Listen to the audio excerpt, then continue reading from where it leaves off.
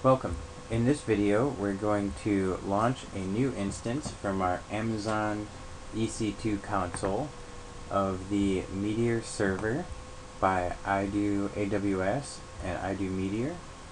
Select the image and you'll see that that's available for T2 Micro, available in the free tier. We'll go ahead and configure the instance details. We'll give it the standard EC2 role.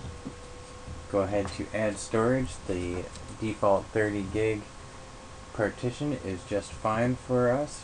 The tags we can leave blank. Configure security group. We'll want to make sure that we use allow your address, or for now any address is fine, from SSH ports.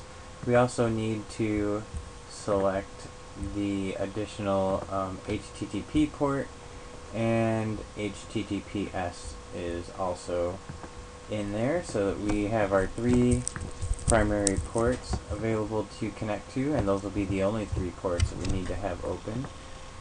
Now you can go ahead and launch this instance. Choose an existing key pair or create a new key pair. You can create a new key pair, and we'll call this new instance key pair, and download the key pair. Save it to somewhere on your hard drive, and you'll use those keys when you connect to your server using SSH. I'm going to go ahead and select an existing key pair because I don't need to make a new one.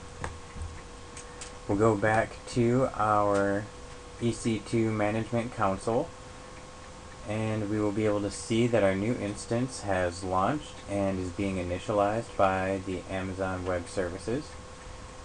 Once that initializes, we will be able to connect to it via SSH or via our web browser.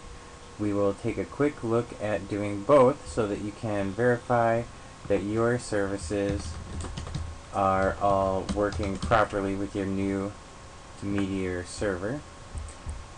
If you select your instance and look down here, you'll see your public IP address or your public DNS address.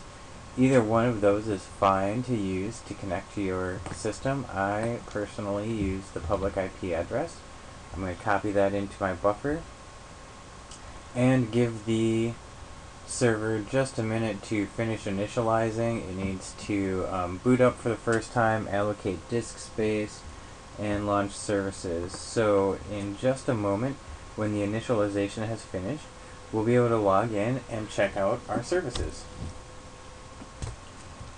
Now that our instance has passed the status checks and the services are available, we can go ahead and connect to the server via SSH using the key pair we created previously and the default username of EC2-user at the IP address we copied from our console.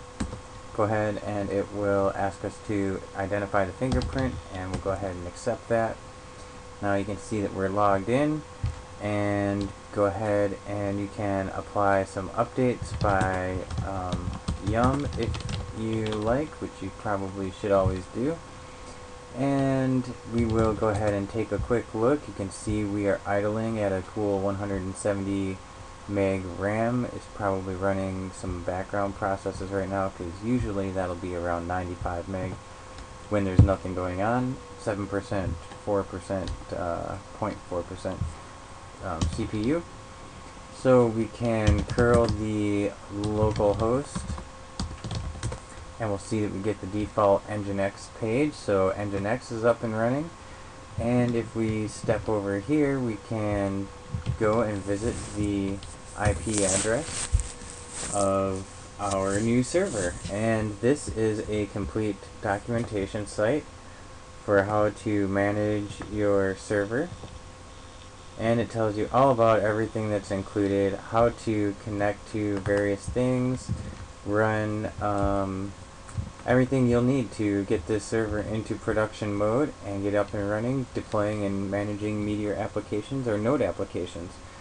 You can visit idoaws.com. If you need support, click on the bat phone, request support, or the dev chat, and you can get a hold of me directly in any of those ways, and I will help you with your Meteor server if you have any problems.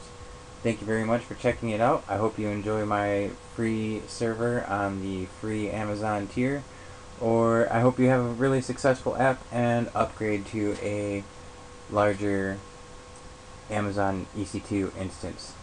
So, good luck, and thank you very much for checking it out.